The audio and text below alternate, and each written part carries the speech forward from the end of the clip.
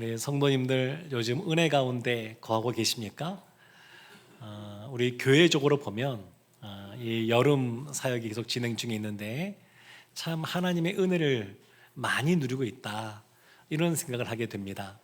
이미 성경학교를 한 영어 예배부나 유치부도 그렇고, 또 어제 진행한 우리 유년부랑 초등부도 그렇고, 또 청년들 다녀온 성교행도 그렇고, 하나하나 하나님께서 우리의 기대보다 더 놀라운 은혜를 베풀어 주고 계신다, 이렇게 생각을 하니까 너무 하나님께 감사한 마음이 듭니다.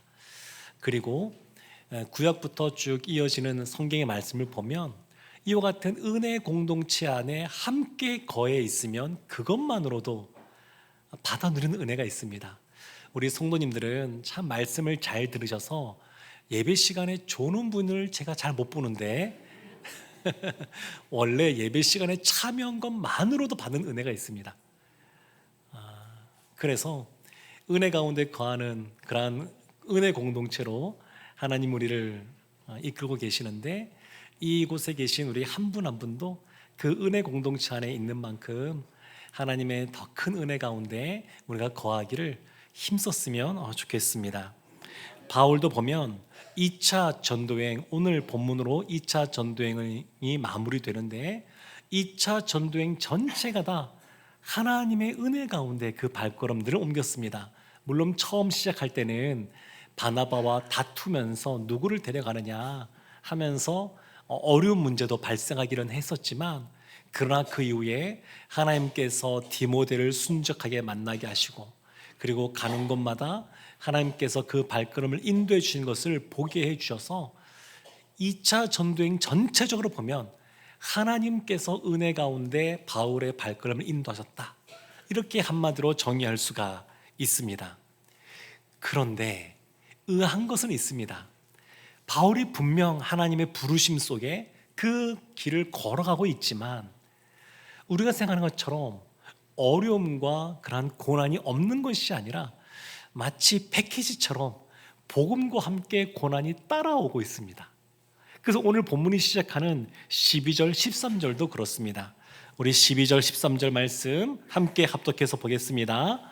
갈리오가 아가야 총독되었을 때에 유대인이 일제히 일어나 바울을 대적하여 법정으로 데리고 가서 말하되, 이 사람이 율법을 어기면서 하나님을 경외하라고 사람들을 권한다 하거늘. 유대인이 일제히 일어나 바울을 대적했습니다. 그리고 그를 법정으로 끌고 갔습니다.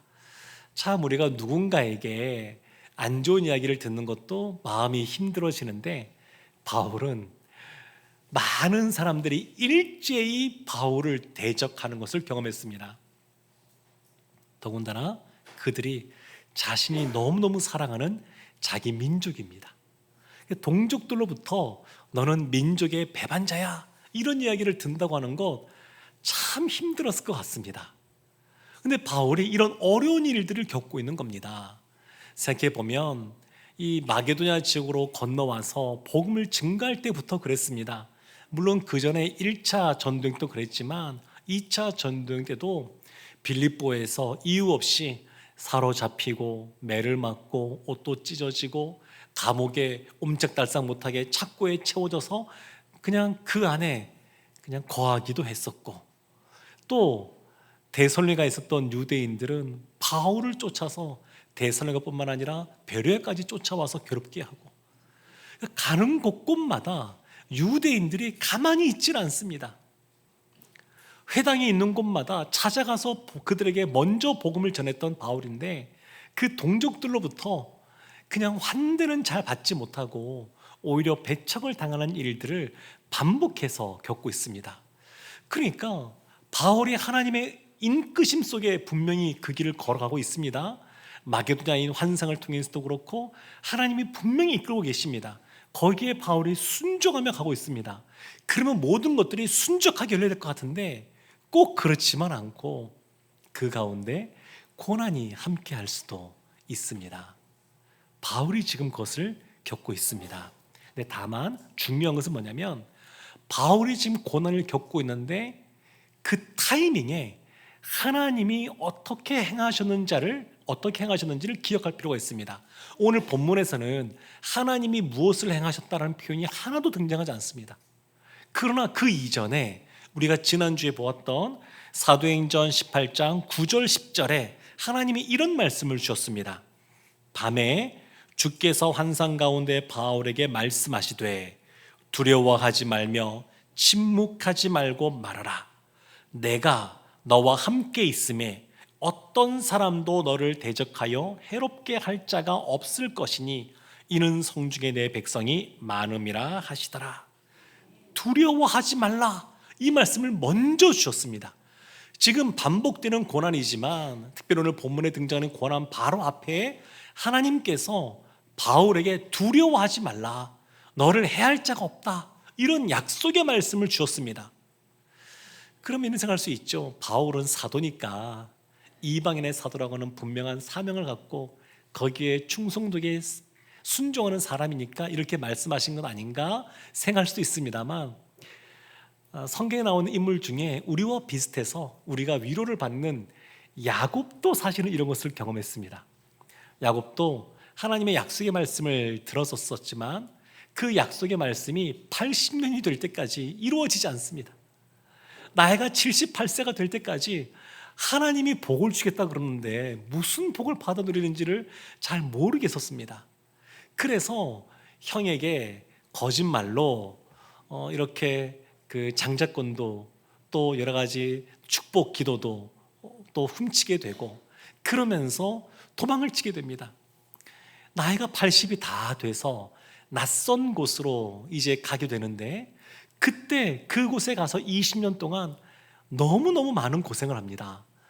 외삼촌 라반의 집으로 갔지만 말이 외삼촌이지 남보다 못하게 너무나 어렵게 힘들게 굴었었고, 그리고 야곱이 이때 20년 동안 이주 노동자처럼 삶을 살지만 가진 것이 없는 그러한 삶을 살게 되었습니다.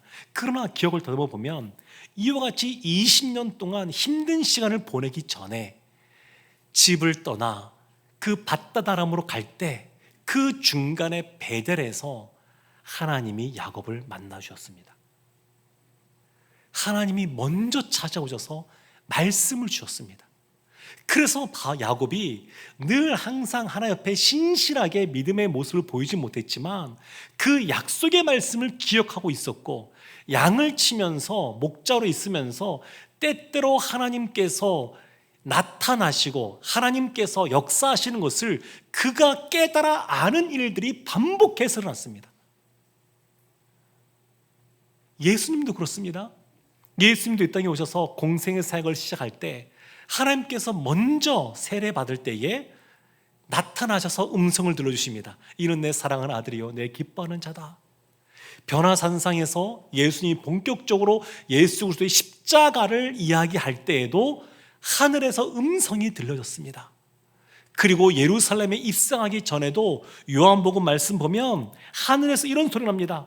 내가 이미 영광스럽게 하였고 또 다시 영광스럽게 하리라. 그러니까 주님께서도 예수님께서도 아주 쉽지 않은 길을 걸어가야 될 때 하나님이 먼저 그에 앞서서 말씀을 주시는 겁니다. 말씀을. 때로는 그 직전에 주어지기도 하지만 오래전에 주어질 수도 있습니다. 그래서 하나님께서 주신 약속의 말씀이 있다 그러면 그것을 잘 기억할 필요가 있습니다. 그것을 붙잡고 가야 됩니다. 말씀이 우리가 삶을 살아가는 버팀목이 됩니다. 우리로 하여금 견디게 해줍니다.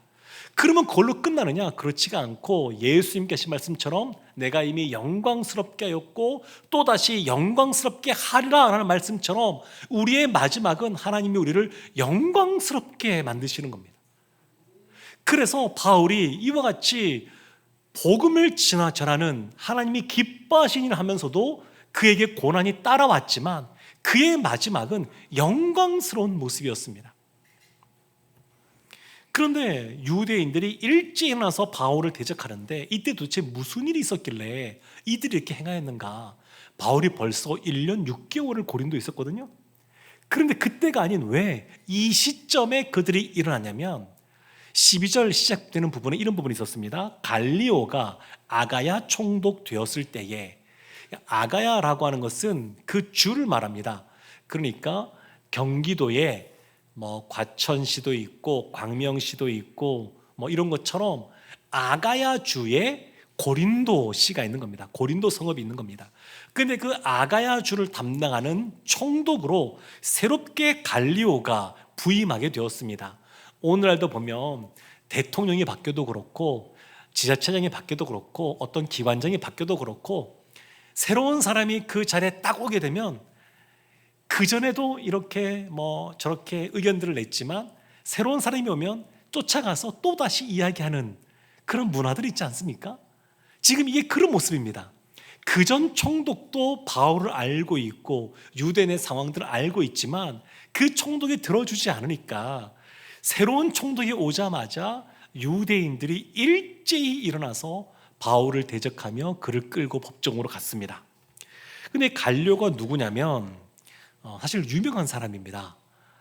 네로 황제 때 그 네로 황제를 뭐 비판하기도 했던 원로원의 원로이기도 했었고, 그리고 스토아 학파의 수장인 세네카라고 하는 사람이 있습니다. 책도 많이 썼는데 그 세네카의 형제가 갈료입니다. 근데 갈료는 어려서 똑똑해가지고 똑똑해서 양자로 입양을 갔습니다. 이 당시에 똑똑한 아들들이 양자로 가게 됐거든요. 근데 갈료가 똑똑한데 이 갈료가 언제 고린도에 이 아가야에 부임하게 되냐면 이것이 비문으로 나와 있습니다. 발견된 비문에 보면 AD 51년에 부임하게 되었다 이렇게 나오거든요. 그러니까 이 AD 51년에 부임했으니까 바울이 이때를 기점으로 해서 AD 50년에서 52년경에 고린도에서 사역했을 것으로 보입니다.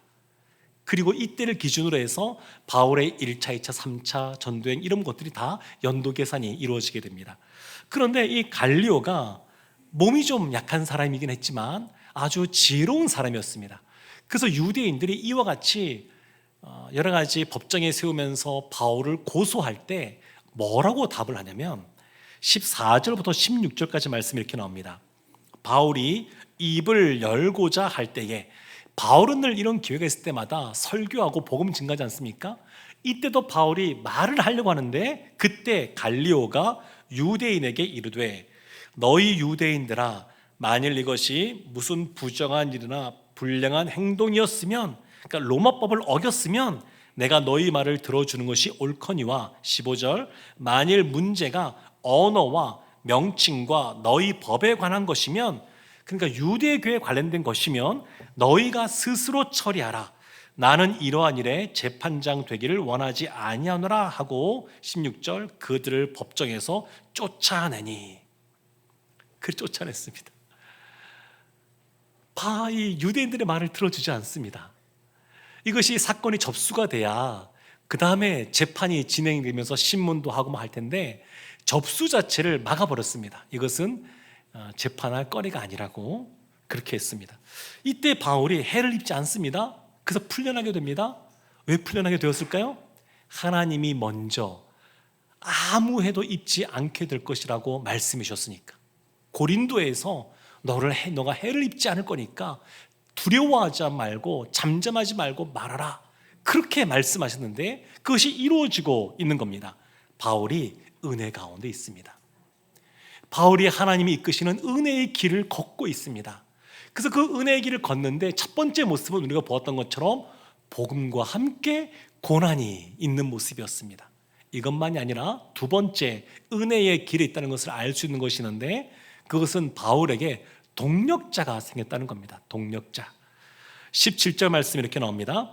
모든 사람이 회당장 소스데네를 잡아 법정 앞에서 때리되 갈리오가 이 일을 상관하지 아니하니라. 그전에도 회당장 그리스보가 복음을 듣고 예수님 믿는 사람이 되었습니다. 그리고 그 이후에 또다시 회당장이 세워졌는데 소스데네입니다. 소스데네를 사람들이 그 흥분한 상태에서 법정에서 때려버립니다. 왜 때렸을까? 회당장을. 나이도 있고 권위도 있는 사람이고 그런 사람들 왜 때렸을까? 그 정확하게 알지는 못하겠지만 크게 두 가지로 생각해 볼 수 있습니다. 하나는 이때 이미 회당장 그리스도처럼 이 소스데네도 예수님을 믿고 있는 상태였을 수 있습니다. 그러면 이 장면이 이해가 되죠. 또 하나, 믿고 있지 않은 상태라 그래도 아마도 바울을 좀 동정하거나 바울에게 유리한 무엇인가를 말하거나 행동하지 않았을까 싶습니다. 그래서 이 소스데네가 법정 앞에서 매를 맞아요. 갈료가 법정에서 나가라 그러니까 그들이 쫓겨난 다음에 이 회당장을 때립니다. 그러면 소스데네는 억울하지 않습니까? 만약에 예수님 믿는 상태였으면 난 바울처럼 함께 매 맞는 사람이야 이러면서 이해가 되겠지만, 믿지 않는 사람이었다 그러면 억울하지 않겠습니까? 예수님께서 십자가를 지고 이제 가실 때, 그때 군인들이 옆에 있었던 구경하던 구레네 사람 시몬을 그냥 대신 잡아와서 짊어지고 가게 합니다. 근데 그 시몬이 구경하다가 마른 하늘의 날벼락처럼 그런 일을 겪었지만, 나중에 보면 그의 아들들이 초대교회의 아주 유명한 지도자들이 됩니다. 지금 소스데네가 비슷합니다. 만약에 믿지 않았다 그래도 이 사람은 이후에 바울의 동력자가 됩니다. 그래서 고린도전서 1장 1절에 보면 바울이 이렇게 편지를 써보냅니다. 하나님의 뜻을 따라 그리스도 예수의 사도로 부르심을 받은 바울과 형제 소스데네는, 이 소스데네가 고린도 전서를 써보내는 공동 발신인의 이름을 올립니다. 그러니까 동력자가 된 거예요. 고린도에서 바울이 얻은 동력자들이 있습니다. 18절 말씀에 보면 사도행전 18장 18절에 이런 말씀이 있습니다. 바울은 더 여러 날 머물다가 형제들과 작별하고 배 타고 수리아로 떠나갈새 브리스길라와 아굴라도 함께 하더라. 브리스길라와 아굴라, 로마에서부터 온 함께 천막 치던 사람, 그런데 이제는 복음 안에서 함께 동력된 사람도 얻었습니다. 그러니까 고린도에서 원래 선교팀이었던 실라도 만나게 되고, 또 중간에 합류하게 된 디모데도 있게 되고, 그리고 이제는 함께하지 못했지만 마게도냐에서 누가도 만나게 되고, 그리고 이제 브리스길라와 아굴라도 만나게 되고, 야손 같은 사람도 만나게 되고, 그리고 소스데네도 만나게 되고, 이와 같은 사람들이 붙는 겁니다. 동력자가 생기는 겁니다. 이것이 은혜 가운데 거한다라고 하는 증거가 됩니다. 더군다나 고린도가 얼마나 거친 곳입니까? 바울이 복음 증거하는데 쉽지 않은 곳이었습니다. 근데 하나님이 회당장 그리스도뿐만 아니라 많은 고린도 사람들이 예수를 믿게 되게 하셨습니다. 그래서 그들이 시간이 지나면서 바울의 형제가 된 겁니다. 그 18절 말씀 보았던 말씀 보면 여러 날 머물다가 형제들과 작별하고, 형제들이 있는 겁니다. 형제들. 사랑하는 성도 여러분, 우리는 피를 나눈 한 부모님 밑에 있는 형제들이 있습니다. 근데 때로는 믿음 안에서 그리스도의 피를 함께 나눠 가진 믿음의 형제 자매들이 더 가까울 때가 있습니다. 바울은 그런 사람이 있는 겁니다. 자신의 동족 유대인들을 향한 애끓는 마음이 바울에게 있지만, 그들은 아직 많이 돌아오지 않았어도 하나님께서 붙여준 사람들이 있습니다. 고린도에 있는 유대인들이 일찍 일어나 바울을 배척하면서 그 동족, 그 사람들을 잃어버린 것 같지만, 하나님께서 예비하시고 준비하신 사람들을 만나게 되었습니다. 그러니까 바울은 하나님의 은혜 가운데 거하고 있다고 하는 것, 하나님이 고난에 있지만 그러나 미리 말씀을 준비해 주셨다고 하는 것, 그리고 말씀대로 하나님이 바울을 보호해 주셨다고 하는 것, 그 은혜 가운데 거하는 모습도 보여주시고, 또 믿음의 동력자들을 붙여주셔서 그들과 더불어 함께 사역을 감당하는 그러한 은혜 가운데 거하는 모습도 보게 됩니다. 그러면 이와 같이 은혜의 길을 걷는 바울은 어떻게 반응을 했을까요? 하나님의 은혜 가운데 거한다고 하는 것, 그 바울이 깨달아 알고 있었거든요. 그러면 그가 어떻게 반응을 했느냐? 18절 하반절에 이런 말씀이 나옵니다. 바울이 일찍이 서원이 있었으므로 갱그레아에서 머리를 깎았더라. 이게 18절 끝에 나오는 부분이거든요. 그러니까 바울이 일찍이 서원이 있었으므로 이렇게 나오죠. 그러니까 머리를 깎았어요. 우리 여자분들도 신경의 변화가 있으면 머리를 자르거나 뭐 파마하거나 그런 경우도 있는데, 바울이 머리를 잘랐어요. 뭐 왜 잘랐느냐? 서원이 있었으므로 이렇게 말합니다. 서원. 그러니까 나시린의 그러한 서약, 이 서원이 있습니다. 원래 나시린들은 세 가지를 금했었습니다. 먼저는 포도와 관련된 것들을 마시지 않았습니다. 포도주 같은 것들을 마시지 않았습니다. 또 하나는 부정한 시체를 만지지 않았습니다. 또 하나, 머리를 자르지 않았습니다. 근데 지금 오늘 본문의 18절 보면 머리를 깎았거든요. 왜 머리를 잘랐을까? 이건 민수기에 나옵니다. 민수기 6장을 보게 되면 이 하나님 앞에 서약을 한 이후에, 서원을 한 이후에 그 기간이 끝나면, 그러면 머리를 잘랐습니다. 우리는 나실인 그러면 삼손이 떠오르고 세례요한 같은 사람이 떠올려서 이 사람들은 평생 나실인이어서 머리를 자르지 않는다, 이런 생각을 하는데, 유대인들은 기본적으로 그런 평생 나실인도 있지만 짧게는 30일, 60일, 100일 이렇게 작정하고 했었습니다. 길면 7년 이렇게 하기도 있었지만, 근데 이와 같이 기간을 정해서 서원을 하는 이 기간이 끝나면 머리를 잘랐습니다. 그래서 민수기 6장 18절 말씀부터 보면 이런 말씀이 있습니다. 자기의 몸을 구별한 나시린은 회막문에서 자기의 머리털을 밀고, 자기의 머리털을 미는 겁니다. 그것을 화목제물 밑에 있는 불에 둘지며, 19절, 자기의 몸을 구별한 나시린이 그의 머리털을 민 후에, 이러면서 쭉 행하고 20절 끝부분에 이렇게 나옵니다. 20절, 그 후에는 나시린이 포도주를 마실 수 있느니라. 그러니까 그 기간이 끝나면 이와 같이 행하는 겁니다. 그러니까 우리가 때로는 하나님 앞에 간절한 마음 갖고 작정 기도할 때가 있습니다. 의미가 있습니다. 나시린의 그 기간 30일, 60일, 100일 이렇게 작정하고 나오고 있는 것처럼 하나님 앞에 일정 기간 동안 더 순수한 모습으로 구별된 삶을 살고자 그렇게 나아가는 것, 의미가 있습니다. 바울이 지금 그렇게 하는 겁니다. 그런데 이와 같이 서원이 끝나서 머리를 깎은 모습도 있지만, 어떤 신학자들은 이것을 이제 서원을 시작하려고, 이제 그것을 실행하려고 머리를 잘랐다 먼저, 이렇게 보는 분도 있습니다. 뭐 정반대 해석이긴 합니다만, 그러나 중요한 것은 뭐냐면, 바울은 중요한 일이 있을 때에 하나님 앞에 이와 같이 마음의 결단을 하며 나갔다는 겁니다. 이것은 굉장히 중요합니다.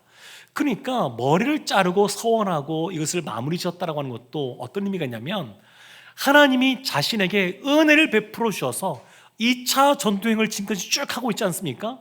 감옥에 갇히기도 하고, 그리고 사람들에게 또 끌려가서 또 위협도 당하고 법정에도 서기도 하고, 이런 시간들을 보내면서 바울이, 그래도 하나님 날 지켜주고 계시는구나, 하나님의 은혜 가운데 내가 거하고 있구나, 이걸 깨달으면서 감사하는 겁니다. 감사하는 거.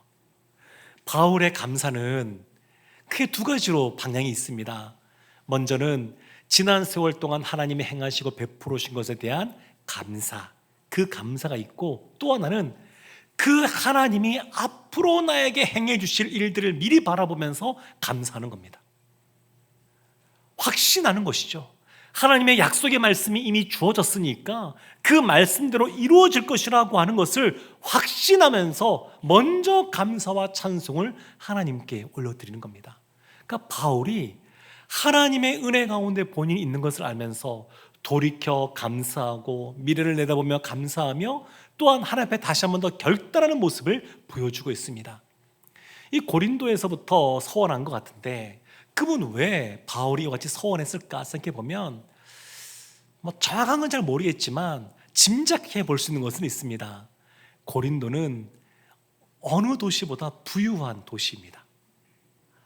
그리고 타락한 도시입니다. 그러니까 부유하고 타락한 음란한 그 도시 가운데 바울은 더 구별된 모습으로 살기를 원했던 것 같습니다. 이것은 오늘날 우리도 마찬가지겠죠. 얼마나 이 사회가 많이 타락해 있는 모습을 보여주고 있습니까? 그럴 때일수록 믿음의 사람들이 때를 따라서 필요하면 이와 같이 특별히 더 구별된 모습으로 살아가야 될 필요가 있습니다. 이제 오늘 본문 21절, 22절에 보면 이 본문을 마지막으로 2차 전도행이 마무리 짓게 되는데, 우리 21절, 22절 말씀 함께 합독하겠습니다. 작별하여 이르되 만일 하나님의 뜻이면 너희에게 돌아오리라 하고 배를 타고 에베소를 떠나 가이사랴에 상륙하여 올라가 교회의 안부를 물은 후에 안디옥으로 내려가서, 그러니까 지금 에베소, 고린도에서 떠나서 직선거리로 500km, 그러니까 돌아갔으니까 더 멀겠죠. 에베소까지 긴 거리를 여행했습니다. 근데 그곳에서 이제 복음을 증거할 때 믿는 사람들이 나오고 그들이 바울을 잡았습니다. 좀 더 오래 있읍시다. 근데 바울이 아니다, 나는 이제 가야 된다라고 말하면서 이런 말 남기는 겁니다. 만일 하나님의 뜻이면 너희에게 돌아오리라. 그러지 않아도 마게도냐로 가기 전에 이 에베소에 오려고 바울이 힘썼습니다. 근데 하나님이 다 막으신 거예요. 그리고 그를 마게도냐 유럽 대륙으로 옮기셨습니다. 바울이 이걸 기억하고 있는 겁니다. 그러니까 내 뜻이 아니라 하나님의 뜻대로 해야지, 이런 마음이 있는 겁니다. 우리도 기도할 때 그래서 이것이 중요합니다. 하나님, 하나님의 뜻대로 하나님의 인도하심을 받게 해주십시오. 이것이 필요합니다. 시편 23편에 보면 그 시인인 다윗이 고백하죠. 사망의 음침한 골짜기를 지날지라도. 그러니까 사망의 음침한 골짜기를 지나는 것이 중요한 것이 아니라 그 골짜기를 지날 때 주님께서 지팡이와 막대기로 나를 인도하시고 보호하시면 어려움이 되지 않습니다. 그러니까 어디에 있느냐가 중요한 것이 아니라 주님의 인도하심을 받고 있느냐, 하나님의 뜻대로 가라고 하면 가고 멈추라고 하면 멈추느냐, 이것이 중요합니다. 바울은 이것을 깨달아서 알고 있습니다. 그래서 사람들이 잡을 때 마음은 잊고 싶어도 나중에 사도행전 20장을 가게 되면 3차 전도행 때 또 에베소에 들리게 되거든요. 그때 헤어질 때 장로님들과 함께, 에베소 장로님들과 함께 울면서 헤어지는 그 아주 마음이 짠한, 가슴 벅찬 그 이별의 장면이 나오게 됩니다. 그런데 이곳을 지금 떠나게 될 때 말하는 거죠. 하나님께서 허락하시면, 하나님의 뜻이 있으면 내가 다시 돌아올 것이다. 그러니까 바울이 그런 신앙을 갖고 있었습니다. 에베소를 떠나서 이제 가이사랴, 이스라엘 땅입니다. 가이사랴로 가게 됩니다. 이 여행뿐만 아니라 가이사랴에서 예루살렘으로 올라갑니다. 예루살렘 교회가 있는 그곳, 거리가 100km가 넘습니다. 이 거리도. 그리고 거기에서 안부를 물은 후에 안디옥으로 갑니다. 거리가 480km쯤 됩니다. 그러니까 만만치 않은 거리들입니다, 이 당시에. 그러니까 이 길들을 바울이 묵묵히 그 길들을 걸어갑니다. 한번 생각해 보십시오. 이걸로 2차 전도행이 마무리 짓게 되는데 곧 이어서 23절에 3차 전도행이 시작이 됩니다. 1차 전도행 때는 끝나고 돌아왔을 때 파송교회인 안디옥 교회뿐만 아니라 예루살렘 교회에서도 이들에 대해서 이야기를 듣고 어떤 일이 있었는지 관심을 갖고 환대해 주고 하는 모습이 많이 나타났는데, 지금 2차 전도행 때는 그런 모습이 보이질 않습니다. 기록도 굉장히 짧습니다. 어쩌면 1차 전도행 때처럼 동일하게 했기 때문에 그 기록이 단축되어서 나오지 않을 수도 있습니다만, 느낌상 흐름을 보면, 이 문맥의 흐름을 보면 그것보다는 파송교회인 안디옥 교회가 1차 전도행 마치고 돌아왔을 때 같지는 않은 그러한 모습을 엿보게 됩니다. 그래서 금방 떠납니다. 3차행을 금방 다시 출발해요. 사랑하는 성도 여러분, 그렇지만 바울이 하나님의 은혜의 길을 본인이 걷고 있다는 것을 알고 있으면서 하나님 주신 사명, 이것을 감당함에 있어서 묵묵하게 그 일을 해냅니다. 그 길을 계속해서 가요. 사람들이 더 이상 축하해주고 축복해주고 또 잘한다고 칭찬해주고 그렇게 하지 않아도 자신에게 주어진 길들을 묵묵하게 걸어갑니다. 우리도 교회에서 이런저런 일들을 맡아서 감당할 때 이제 좀 그만하고 싶다, 좀 이제 내려놓고 싶다, 이런 마음들이 들 때가 있습니다. 충분히 그럴 수 있죠. 그런데 그럴 때 이 바울의 모습을 기억하면 좋겠습니다. 묵묵하게 끝까지 그 일을 감당했던 것처럼, 맡긴 자에게 구할 것은 충성이라는 그 말씀처럼 그 말씀을 잘 감당하기를 원합니다. 사랑하는 성도 여러분, 하나님의 은혜의 길을 걸어가도 어려운 일이 함께 할 수도 있습니다. 그러나 하나님이 그 어려움을 홀로 감당하는 것이 아니라 미리 준비하시고 예비하신 것을 우리에게 보여주시고 사람들도 붙여주십니다. 그리고 그것에 대해서 감사하며 결단하며 나아가면 하나님께서 더 큰 은혜 가운데 우리를 영광스럽게 만드실 줄로 믿습니다. 이와 같은 은혜를 받아들이는 우리 모두가 되기를 주님의 이름으로 축원합니다. 아멘.